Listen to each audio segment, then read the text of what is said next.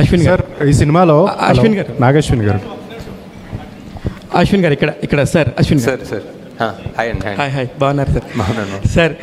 2014లో 15లో అలాగా మిమ్మల్ని చూసినప్పుడు ఈ ప్రపంచ స్థాయి సినిమాకి మా నాగశ్విన్ కూడా ఉంటాడని చెప్పేసి మేము అనుకోలేదు సార్. నిజంగా ప్రౌడ్ ఆఫ్ యూ. మా రాజమౌళి గారు కాకుండా పక్కన ఇంకొక నాగశ్విన్ అనే చైర్ కూడా ఉండింది. ఇప్పుడు వెరీ ప్రౌడ్.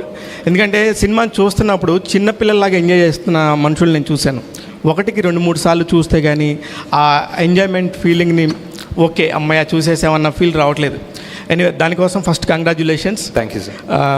ఇకపోతే ఇప్పుడు మీరు తీసుకున్న క్యారెక్టర్స్లో కౌరవులు అనగానే మనకు ఆటోమేటిక్గా ఒక నెగిటివ్ ఫీలింగ్ ఉంటుంది.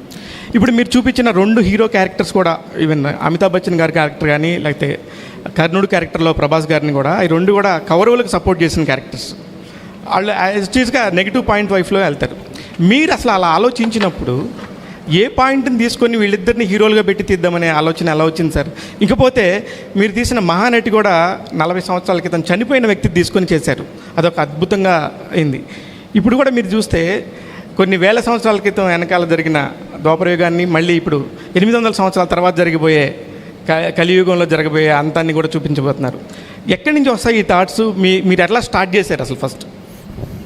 అంటే ఈ పర్టిక్యులర్ మూవీ ఐ థింక్ ఒక ఫస్ట్ టైం చూసి వాట్ ఎవర్ ఆ క్లైమాక్స్ అన్న ట్విస్ట్ అంటే ట్విస్ట్ అనుకోవచ్చు, అవన్నీ చూసిన తర్వాత రెండోసారి చూస్తున్నప్పుడు I feel it's almost a different film, new film. చాలా వేరే పర్స్పెక్టివ్తో చూస్తాం రెండోసారి.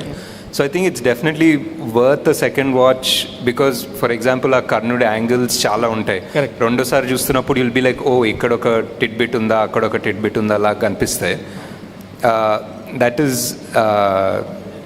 అండ్ ఎక్కడి నుంచి వస్తాయి థాట్స్ అంటే తెలియదు సార్. అంటే మహానటిలో కూడా చూసుకుంటే చాలామంది క్యామియోస్ ఉంటారు.